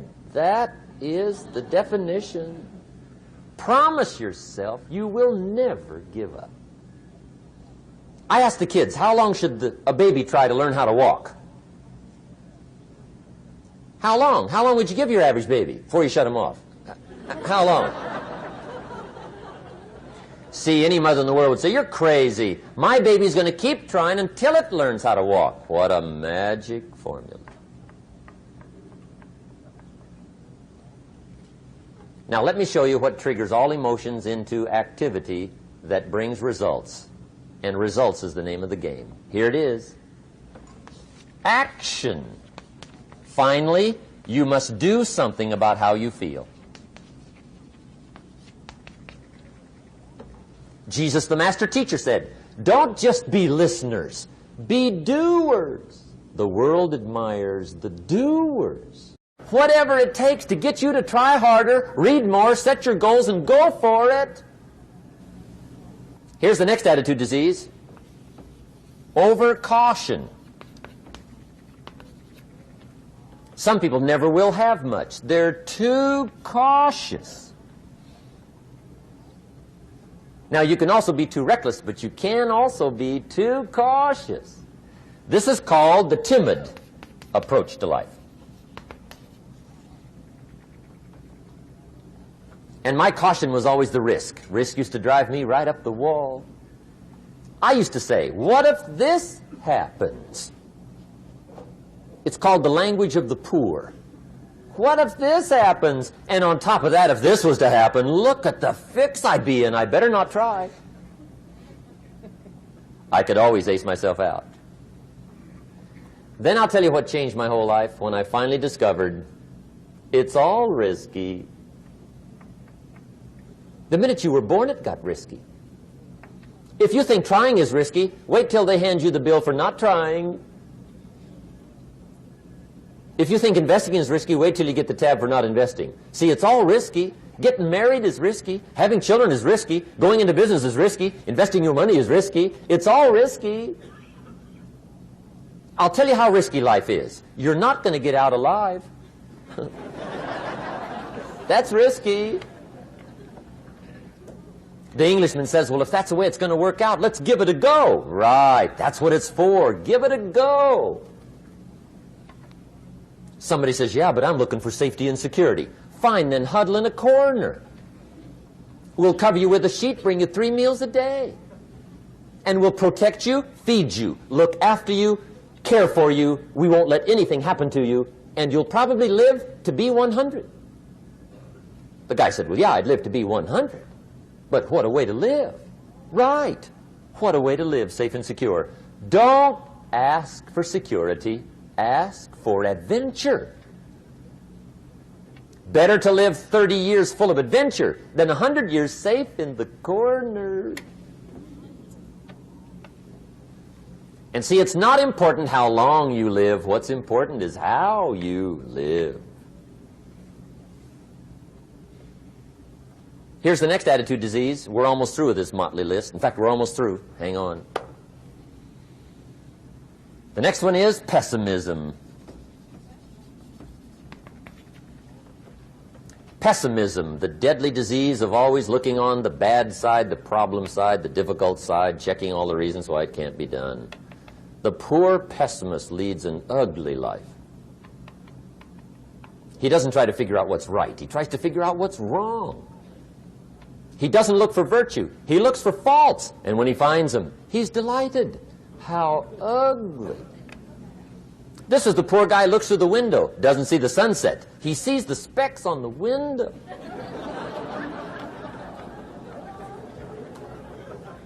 And this is the poor guy, right, who rushes up, takes such leave of his senses. This guy rushes up and he says, I've got 5 good reasons why it won't work. He's so dumb he doesn't know. All he needs 1. He's got 5.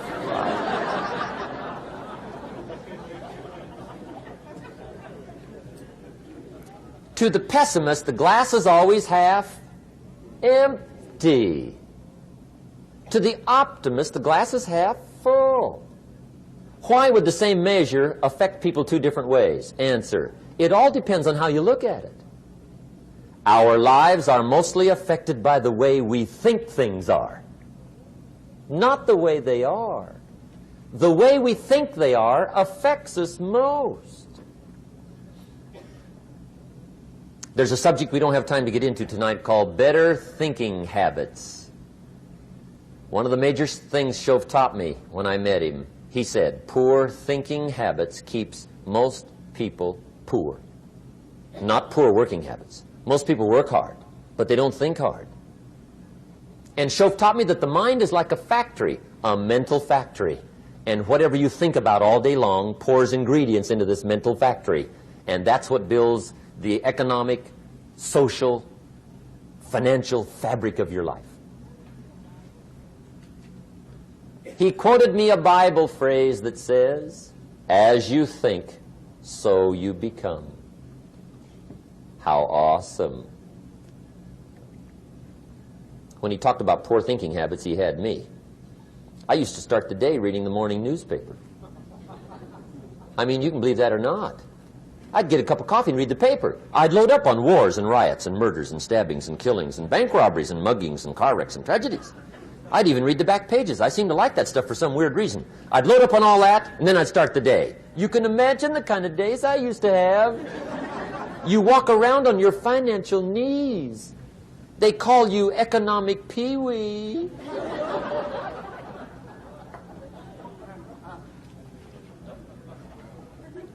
The guy says, I want to be a great leader. Wonderful. The first thing we do is follow him to his house. When we get there, we walk in and check his library, number 1. Somebody says, well, why check his library?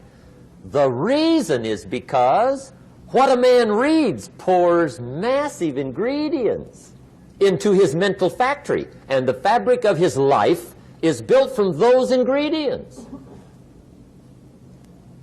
You would not believe what some people have got in their house to read. You would not believe. One of the best dressed up words I know for a lot of it is trash. Can you imagine dumping a barrel of trash into this mental factory every day and coming out with a rich, dynamic, positive life? It can't be done. You might as well try making a cake with cement. The kids back in Danbury, Connecticut, high school, they're asking me questions one day. I'm talking to the kids. Kids got good questions these days. One of them said to me, Mr. Rhon, how do you build the good life? I said, it's simple. It's not easy, but it's simple. Here's how you build anything. Select the right ingredients, keep out the wrong ingredients, and it starts with thought. Everything starts with thought. So you must be wise and careful what you think about, because that starts everything. You got to be wise and careful. I asked the kids, what would happen if somebody dropped sugar in my coffee? They said, well, you'd be okay. I said, what if somebody dropped strychnine in my coffee?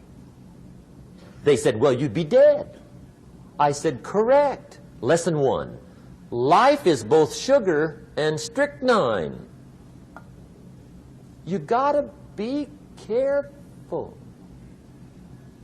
I said, what if my worst enemy drops in the sugar? They said, will you be okay?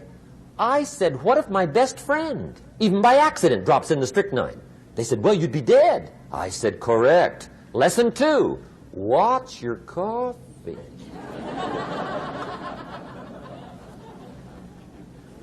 You got to be careful. See, it doesn't matter who hands you the bad stuff. It doesn't matter where you get the bad stuff. It'll still do its damage on your bank account, wherever you get it. Mr. Schoaf gave me one of the greatest phrases when I first met him when he said, Jim, every day stand guard at the door of your mind. How important. Stand guard at the door of your mind. And you decide what goes into your mental factory. Don't let anybody just dump anything they want to in your mental factory, because you've got to live with the results. Okay, here's the last disease, and we're through with this list. In fact, we're almost through. Hang on. The last subject is very brief.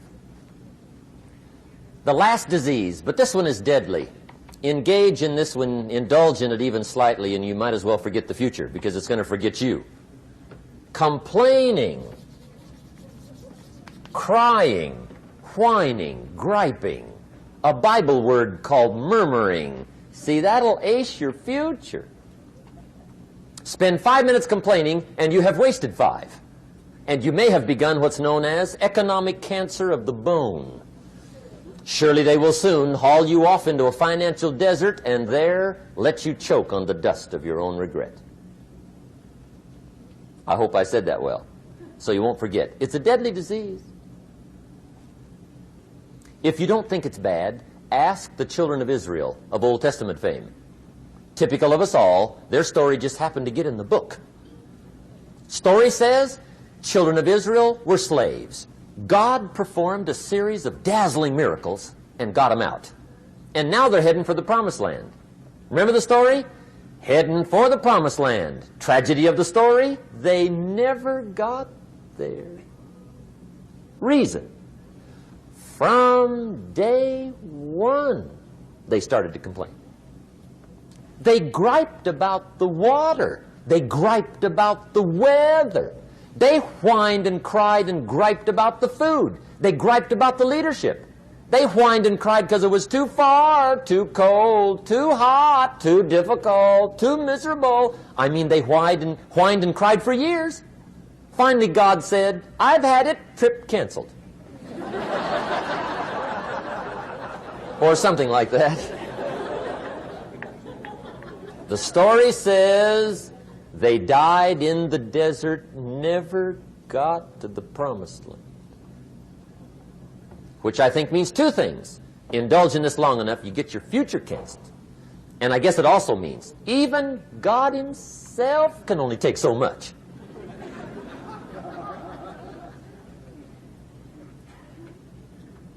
Okay. Just be on the lookout of the things that can destroy all the good you start. The war is on. And this evening, tomorrow, mentally, personally, socially, economically, you got to make sure you're winning the war. And this is part of it.